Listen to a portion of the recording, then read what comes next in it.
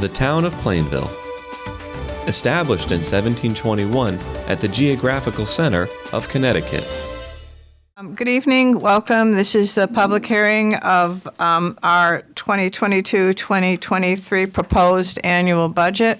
This evening we'll be hearing from our town manager, Robert Lee, and Superintendent Lepage.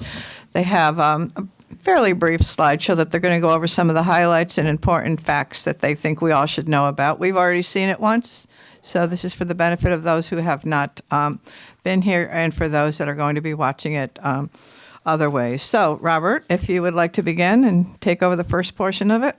Yeah, before I get into the formal presentation of the proposed budget before the public hearing, I do want to recognize my partner here, Steve Lepage, Superintendent of Schools.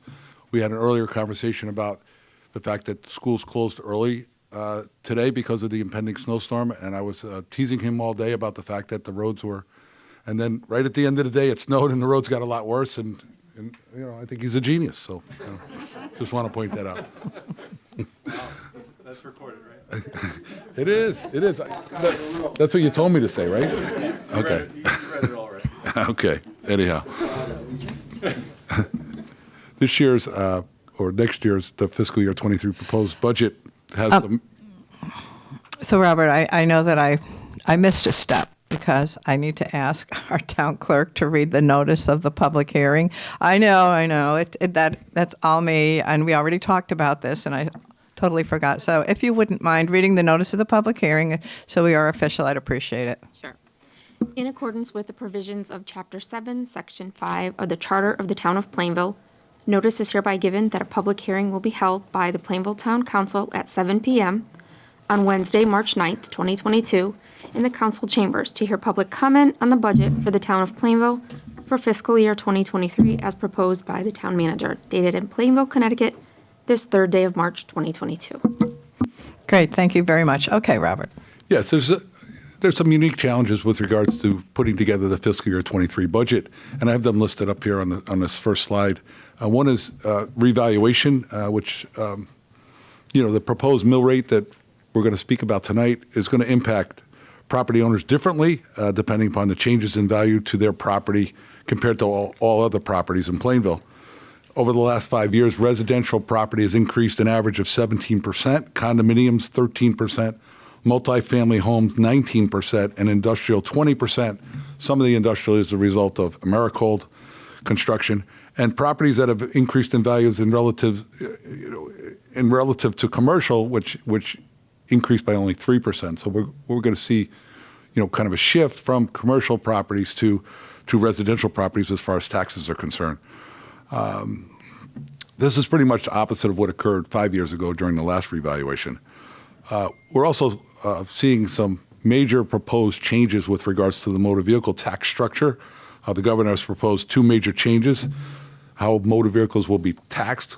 First, he has proposed to cap the mill rate that towns can utilize to impose a mill rate on motor vehicles at 29.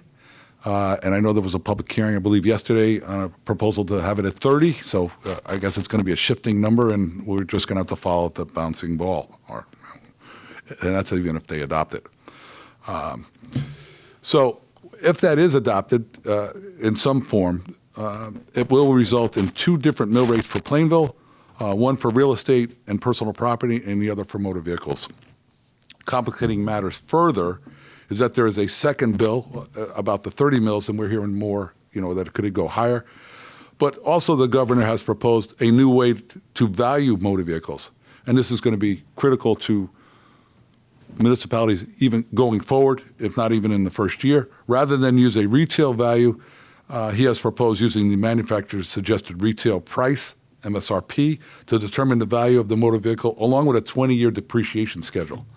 And that 20-year depreciation schedule means that the state will reimburse us less each year for automobiles. That's what we're anticipating because of that depreciation schedule. And he's also proposed eliminating motor vehicle taxes for snowmobiles, all-terrain vehicles, and residential trailers. The third challenge is inflation. In 2021, the inflation rate was averaged around 7% by the time we got out to the end of the year. This is the highest inflation rate in 39 years, according to the federal government. This has impacted the proposed fiscal year 23 budget in several areas, including wages, medical costs, and fuel prices, just to name a few.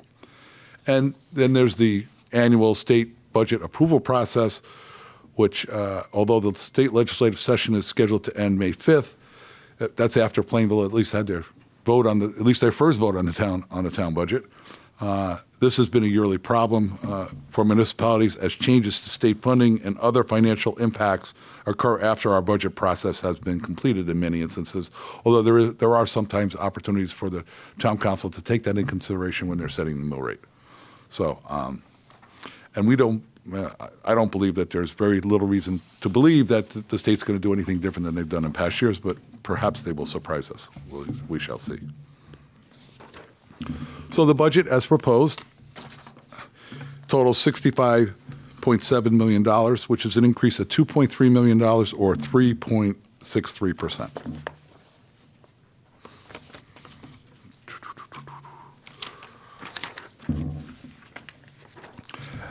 As recommended, the proposed budget would decrease the tax rate for real estate and personal property by 3.41 mils or minus 9.9%, and the tax rate for motor vehicles by 5.56 mils or minus 16.10%. The actual mill rate calculation, based upon what we know today, is for real estate and personal property, 31.15, and for motor vehicles capped at 29 mils. And again, that could change, which would also impact the real estate calculation as well. What you see here is in the last 4 years, the approved budgets that's been approved in, with the all-day vote has resulted in the following tax rate changes. Our 5-year average has been a little bit over a half mil or 1.6% increase in taxes. That does not include the supplemental tax that was done about 4 years ago when the state reduced our revenues partway through the year, but this is just to give an example that what the town has voted on over that period of time has been 1.6% increase in taxes averaging over the last 5 years. We have 4 major categories to our budget: Board of Ed, town government, capital projects, debt services. Slide shows the increases. I'm not proposing any increases from the general fund for either capital projects or debt service. Our expenditure increase, this is a bar chart. Superintendent of Schools asked if I'd use a different color for the last one on the right because he thinks yellow is not appropriate, but I didn't listen to his advice.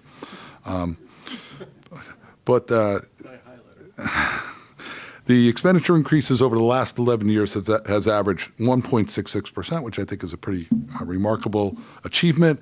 This year, the proposal is at 3.63%, and we'll get into why that number.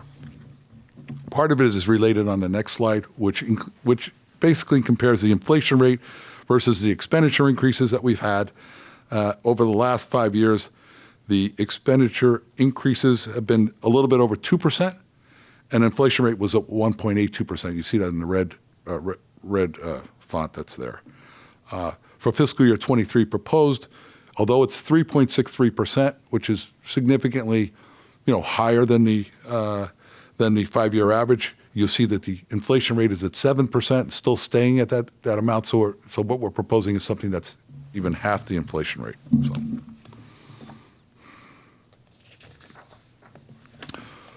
Some of our revenue changes, we see, this is a little bit of an exercise that I did and it'll become relevant in a minute or so, was what if we did not have revaluation?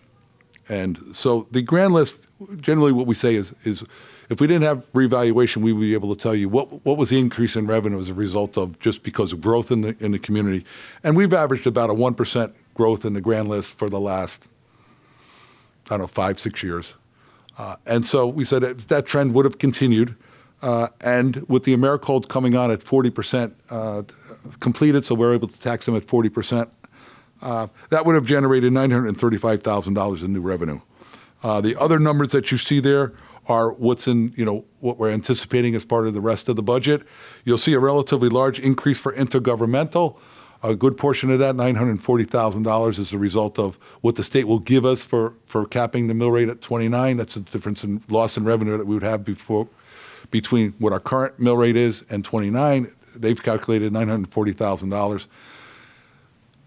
The great majority of the rest of that is coming from an ECS increase that's anticipated as well. That's in the governor's budget. So what we're seeing is that revenues will increase by almost $2.13 million. That would have normally happened if it was not for revaluation. So what that means is on the next slide, a what if we did not have revaluation. We see our proposed expenditures at $2.3 million. Our estimated revenue changes at $2.13 million. It's a difference of $171,000. And, it's just a very simple conclusion from my perspective, and that is if not for revaluation, we would have had a 0.12 mill rate proposal or an increase of 0.3% in taxes, meaning that, in my opinion, most of the changes, if not all of the changes to people's taxes, one way or the other, is going to be the result of revaluation. Focusing a little bit on the town government, general government, we put that in, 6 or 7 categories: general government, public safety, public works, health and human services, civic and cultural, employee fringe benefits, and transfers out. Transfers out is actually what we contribute to the Plainville Library in this particular instance. And you can see some of the changes that are proposed that add up to the $819,000 increase, or 4.27%. Major drivers for the town's general government expenditure changes include payroll, $327,000, employee benefits at $305,000. You can see the rest. But of the payroll, employee benefits, risk insurance, transfers out, which is to the library, gas, diesel, and heating fuel, and maintenance contracts, all the other line items in the town budget, changes up or down is about $10,000. So this is really where the major drivers are to the general government increase. So with that, I'll turn it over to Steve Lepage, Superintendent of Schools, to go through his more colorful slides. Very colorful. Kind of like my personality, Robert. I'm just kidding. All right. Now, the bright yellow was just kind of a highlighter thing. So thank you for this opportunity once again. Most of the slides are similar to what the town council saw the other night. There are a couple of changes, some removed, and a couple of additions. But I'd like to thank the members of the Board of Ed and the public who came out tonight and are here to either just view or share a comment. So I appreciate that. I know it's not very nice out there as predicted. The roads are slippery, and the early dismissal was a really good call. But no, I'm just kidding. All right, so we'll commence now that the comedy show's over.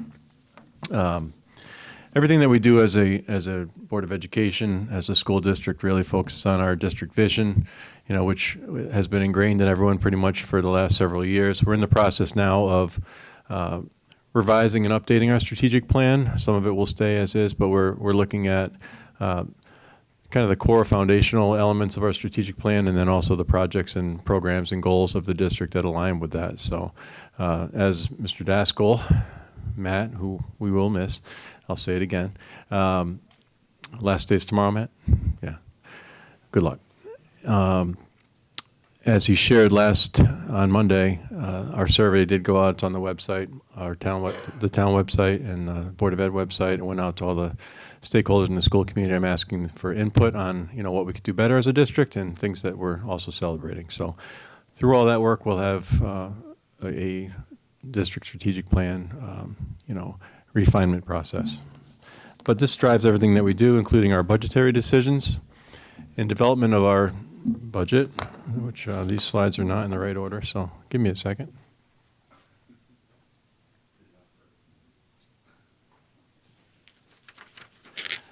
See, I changed some slides from the other night, so I'm going to use this one. So aligned with our vision, these were the next 3 slides. I'll just go through quickly. I went through them on Monday, but they're infographics that are on our website as well, and I've shared them out in my my SMORE newsletter that everybody anxiously awaits every week or two.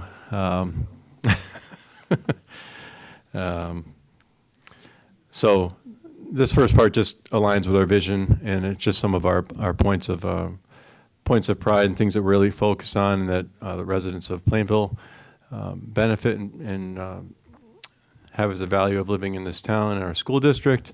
Rigorous and relevant curriculum programming, pre-K, universal pre-K through adult education. Small class sizes, district-wide STEM and STEAM labs, 21st century learning opportunities, award-winning arts, amazing arts and music programs, lots of opportunities to earn college credit while in school. Our pathway worked, which is really exciting. You'll hear more about that at the Superintendent Showcase at the end of April, but a lot of great work happening on that, really showing that ownership and engagement for kids as they prepare for the next level. And then robust technology. We have some of the best technology in the state, and thanks to Kevin Ross and his team, and our kids are the beneficiaries of that.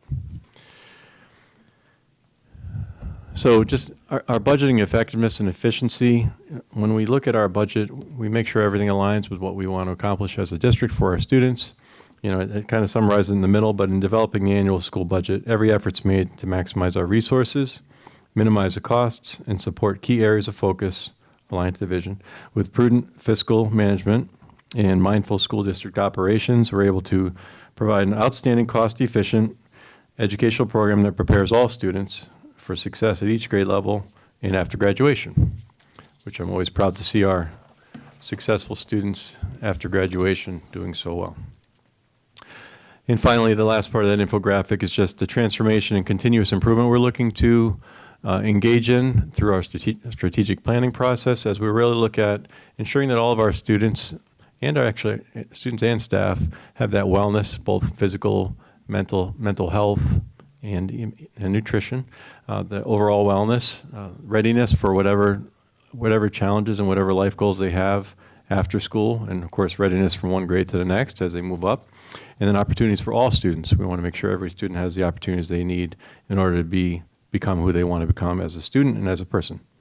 So that's just a little overview of our vision and what we're all about as a school district and some points of pride.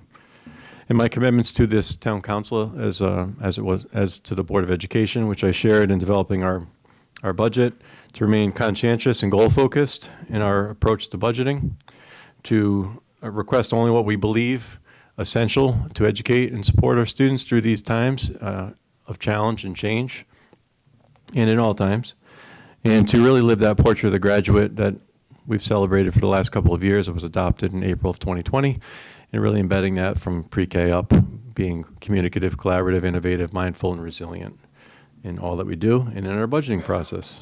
And also to provide the very best for our kids' families and our staff, which I call the PCS family. Now jumping into some of the highlights and the numbers. Our Board of Ed passed unanimously with a 9-0 vote at the February 14th Board of Ed meeting this budget. The overall increase of the Board of Education budget is 3.72%. That includes 2.55%, which is not health insurance related. The health insurance piece of that budget, we were the state and the broker recommended that we budget at 8%, which is a significant increase from last year, which ended up being budgeted at 1%. So 8% is 1.17% of that 3.72. That's where the remaining 2.55% comes from everything other than health insurance. Health insurance would have been much more costly had the town and the Board of Ed and all of our groups not switched to the state partnership plan. So that was a wise move by the town officials and Board of Education. The 11-year average for the Board of Ed budget has been 1.82%, which is below the rate of inflation. The proposed budget provides sustainable operation of our schools while recovering from COVID and using COVID relief funds, investing in the future as well through some of that strategic work that we are endeavoring upon. The proposed budget relies on COVID relief grant. We did receive several grants, as did the town, including the ARPA funds, but ESSER 1, ESSER 2, and 3. ARPA funds is really 3. And the Coronavirus Relief Fund, which have been used to supplement and in many cases supplant typical budget spending.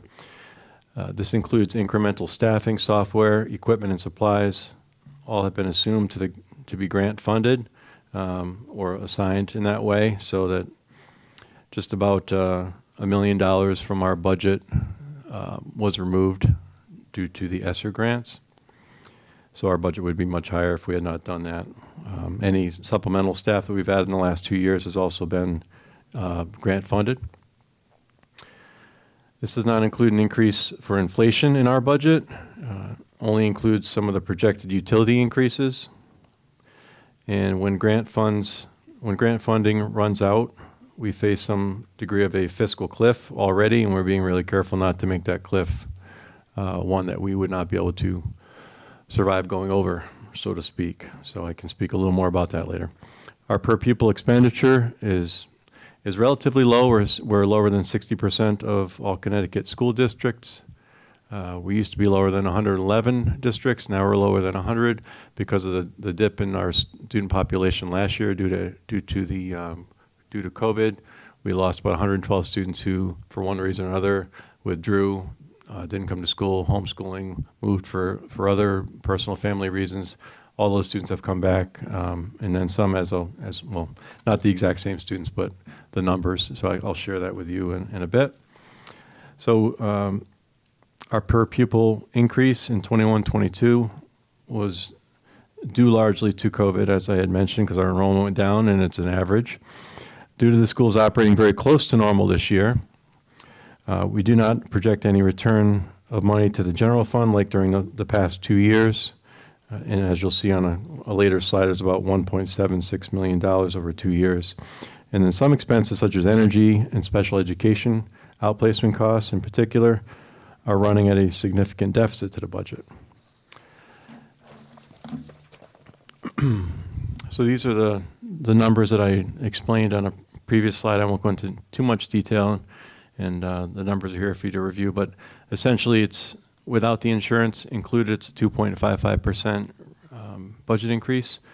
With the $465,000 in change that we were required to budget, that brings it to a 3.72%.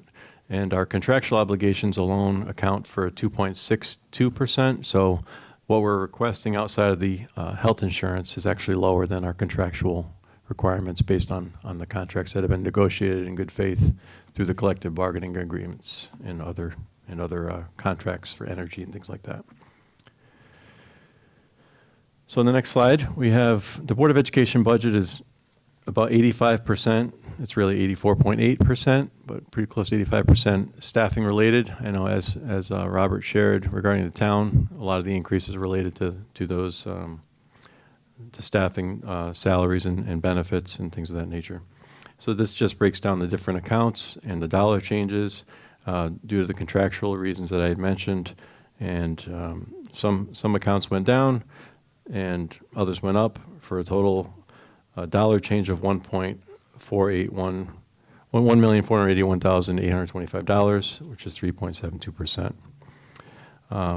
This budget utilizes COVID relief funding to sustain our schools at a good value to taxpayers. We remain mindful of anything recurring for the 24-25 year when the grant funds have gone away, have to be expended by September 30th, 2024.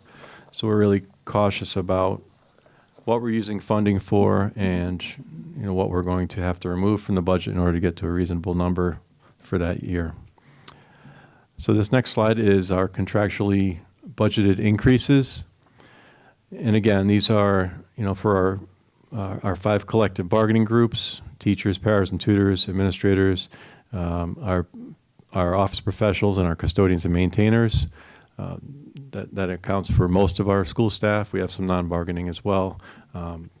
But these contracts are all negotiated through the required state process, and because of that, there's no ability to strike by our collective bargaining groups, but we have to pay them we have to provide a reasonable contract that goes through the whole negotiation process.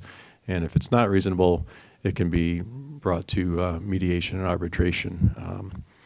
So it's in alignment with other contracts that are around the state. So I always give that background because, sometimes the off-the-cuff thing would say, well, just don't give any raises, and it just doesn't work that way. And especially with the inflation rates, as you saw, we have to keep up and keep our staff, because we have great staff in Plainville and we want them to stay here. So we try to find that just right amount that keeps them working for Plainville. So as I said, that amounts to 2.62%. Also, we made just budgeting assumptions at 2% for office professionals and custodians that are both being negotiated this spring. It is very likely they'll be higher than that, but it's a placeholder. Due to them both being fairly small groups, it won't be a significant difference, but we do expect those numbers to be actually higher. So there's an embedded risk in there for those groups. But that's to be negotiated. On the next slide, this just shows, I've shown this a few times, but it's what I had talked about earlier. That middle small red bar is the number of students, 112 students disenrolled during the, at the start of last school year and throughout last school year. So our attendance was lower, which affected our per pupil expenditure, and also affected the ECS calculation. That has returned to normal. You also see 476 students who were learning remotely. We also had hybrid learning for 4 weeks before going fully in person. But there were a lot of, due to not running as many athletic programs, lots of limitations on what we could do, field trips, things of that nature. There was realized savings. That's why the last 2 years there's been quite a bit of realized savings. But this year we're running everything fully operational, all the sports and clubs and activities and field trips, and all of that has been back to normal, which we're really excited about. So, that's the reason for not expecting any significant or any leftover funds, if you will, that were unused. So this next slide is something I didn't include last time, but I thought it was important because it represents a shift in how we are planning for preschool in Plainville. We're unique compared to many districts where preschool is not as robust of a program, or we have a fully NIAC accredited program. Vicki Trzynski and an entire preschool teachers and our principals, they do a tremendous job with that. So I give them a lot of credit. It's a very rigorous, if you've heard of NEASC at the high school level, it's basically the preschool NEASC. It's very, very rigorous to get that accreditation. We're really proud of the programs. Our students do extremely well in those programs, and they go into kindergarten and subsequent grades at a much higher level of preparation based on what we've found from our assessments and whatnot.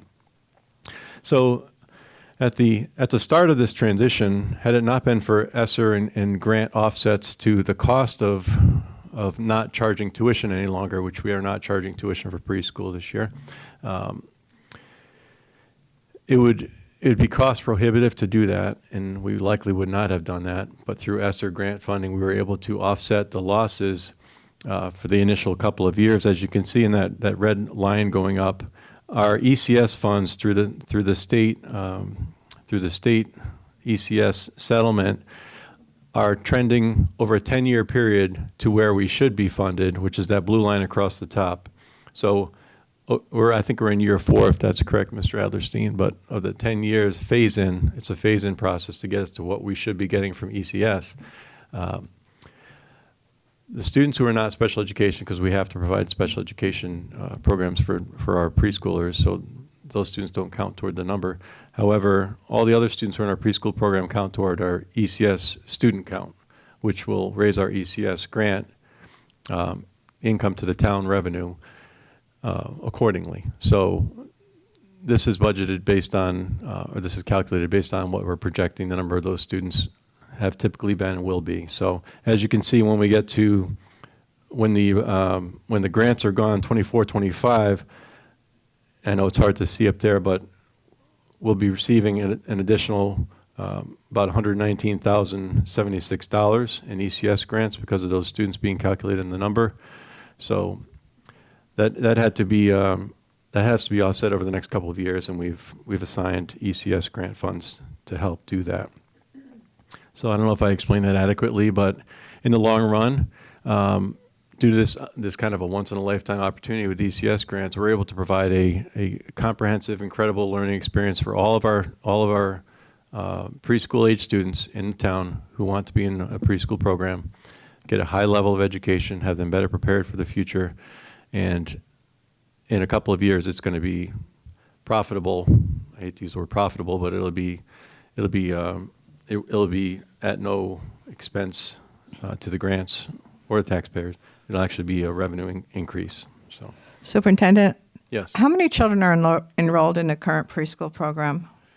I want to say it's 112, but I'd have to check it. 114. It changes a little bit. We have students Okay, move in and move thank out. you. Yep, you're welcome. Okay, the Board of Ed budget. The next slide, Matt. Board of Ed budget balance return to the town. Just quickly, as I had mentioned, we're operating very close to normal. So over the last 2 years, we did not use and returned $1.768 million. And, I will talked about that enough, so I'll move to the next slide. It's just something we don't anticipate this year. And then finally, to close out my slides, just an explanation of the COVID recovery grant funding with consideration of supplanting local funding and lowering mill rate and lowering budgets through that process, which we have done quite a bit within this current budget that was approved by the board. This budget proposal would have been significantly higher if it weren't for those offsets. About $1 million just for the ESSER. It's about $895,000 actually. We're taking a risk because once that COVID recovery grant funding is expended, after the 23-24 budget year, we'll need a way to sustain some of those programs and staffing it supports, and also we'll have to make some difficult decisions about what we're going to reduce. Some of them are temporary in order to address the crisis level situations we have in mental health and other areas for learning recovery that we're working very hard at addressing. So this has been called the fiscal cliff. You've probably heard it in different circles. And then maintaining the stability of the Board of Education operating budget is really important year to year, so you're not having big spikes and dips. I kind of explained it to the board, similar to debt management, where you're expecting a certain amount of debt management, even though debt falls off and you have some opportunities, you budget for a similar level each year, so you're able to have that stability. So it's different, but it's a kind of a similar process. So I guess that's all I have to say for tonight. I'm proud of this budget. I appreciate the board's support on it, and I'm hoping we have the residents and town council and resident support on it. Thank you very much. Thank you. I'll get you back to where you are. I won't even shuffle on you.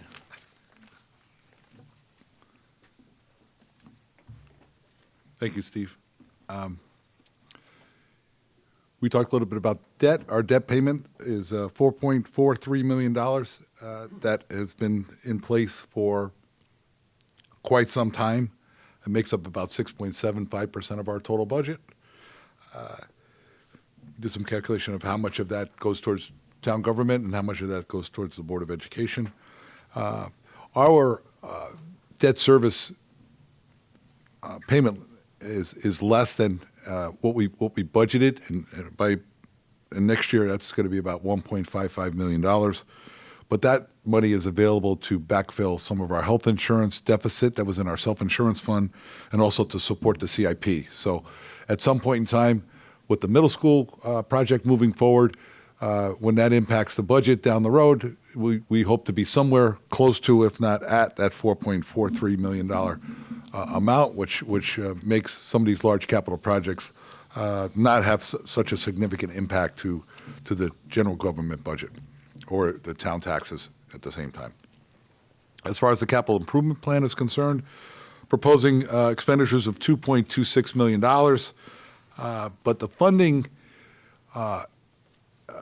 impact from general government, from the general fund, is only $7,850. We've been blessed, lucky, and planned for other areas of opportunity, and we're proposing to use $679,000 from the unassigned fund balance, The debt management fund, we're able to absorb $600,000 to help support the capital plan. We have LoSiP funding available to us of $560,000 and Town Aid Road grant funding available at $415,000. So very little impact from the general fund. With these other sources of revenue, at some point in time, we can take advantage of it now, but at some point in time, we're going to have to, those dollars aren't going to be there forever. As far as some of the projects that are being proposed, we're proposing 32 projects, and of which 26 are from the town and 6 are from the Board of Education.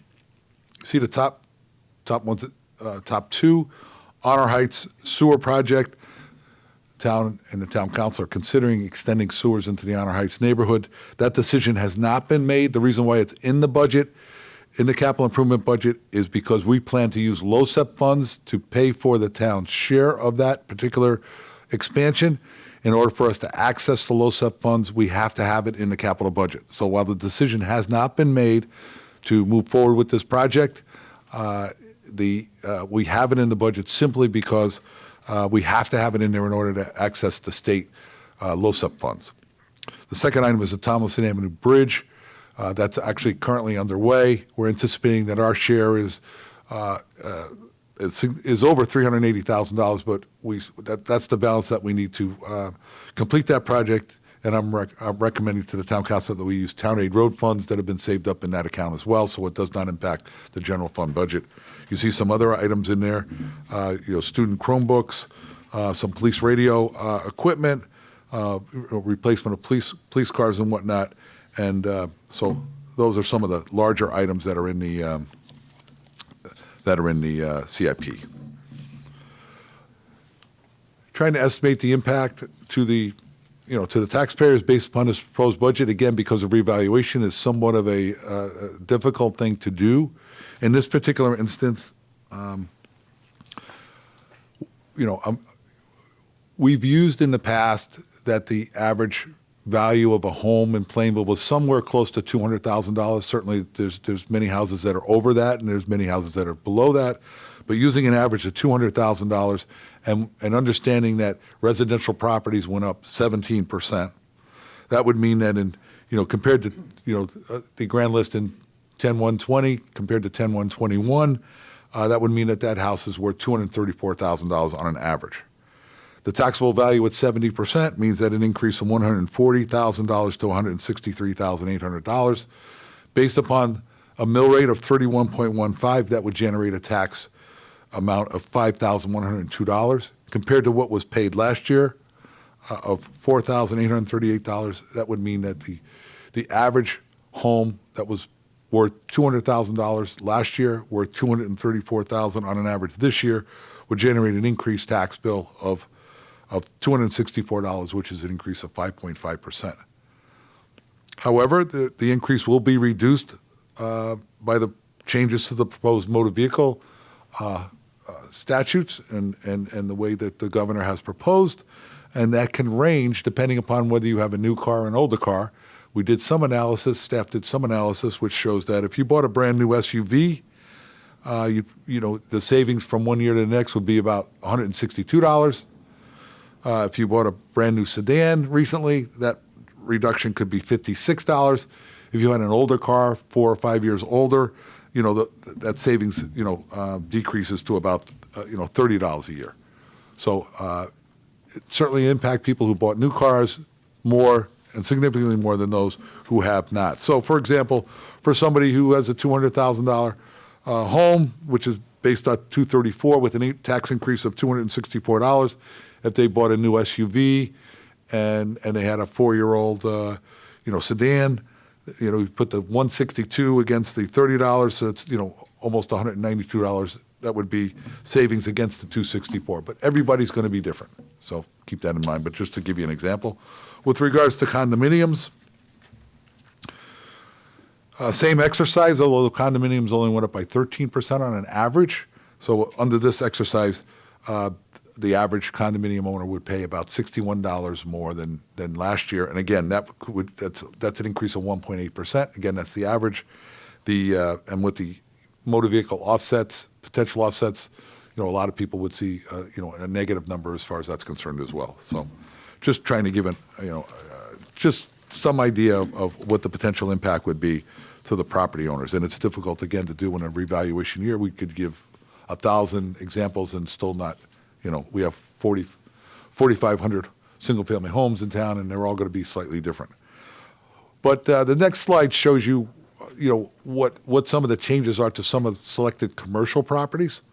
For example, Connecticut Commons, which is our largest taxpayer, based upon the proposed budget, would see a decrease in their taxes of over $250,000. Fairfield Inn would see a decrease of almost $40,000. Coles, which is a portion it's a separate portion of Connecticut Commons, would see almost a $29,000 decrease in their taxes. Mott Corporation and Big Y Plaza, minus $4,000. And J. Timothy's Tavern, as an example of a restaurant, would see a decrease in their taxes of $3,600. So that's the end of our presentation. Just to point out that the town council is going to begin holding their individual workshops beginning on Monday, Tuesday, and Wednesday of next week. Monday and Tuesday is dedicated to the general government budget, Wednesday to the Board of Education, and we have the following week, we have some meetings as well to speak about revenues and finalize their recommendation, which will have a separate public hearing on that in April when the council sets that date. We're tentatively setting it for April 6th, but it hasn't been. I guess it was set by April 6th when we did it on Monday night. So with that in mind, thank you. I want to thank my staff as well for assisting me in putting this together. Rob Buden and Matt Daskell, they did most of the heavy lifting, and I appreciate their efforts. It's a lot of things to put together, but it's a lot of fun too. So if you like numbers. So thank you. Turn it back to the town council. Thanks to both of you again for your very concise and explanations of the proposed budgets. Clearly, this is a year, much different year for the town council to look at these things and weigh the impacts of what we're going to be trying to do, not to just one group of citizens, but to everybody, businesses, residents, and folks that, pay the taxes. So we're going to, of course, get back into work on Monday and work through every single department and see where we can go. But I do thank you both for your very clear and understandable presentations. That's very valuable. So at this time, what I'd like to do is open up the public hearing. If anybody wishes to speak to the public hearing, you're welcome to step two. We have 2 microphones, but the one at the podium is already turned on, so if you would state your name and address, we'd appreciate that. Good evening. My name is Catherine Curtis. I'll take this down. Catherine Curtis, and I live at 15 Maiden Lane. And I'm just here this evening because I wanted to ask the town council to please keep this budget for the school board intact.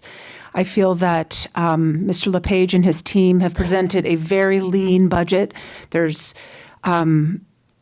We need to let them do the important work of educating our children. And I'm a mother of 4. 2 of mine have gone through the schools. Just as a side of one of the things he had mentioned, my elder daughter graduated a semester early because of all of those classes in the UConn classes and all the special classes she was able to take, which saved our family a significant amount of money from Mount Holyoke. So I just want to say there's a lot of programs that are really important. I have a 2nd grader who is struggling this year, I think because of the state of our society, and these kids need this wellness work. They need help to get through on top of the educational piece. We need to keep this money in the budget. And I know it's tough times for everyone, but I really hope that you will keep it intact for our children as we move forward. Thank you. Have a good evening. Thank you very much. Does anybody else wish to speak to the council?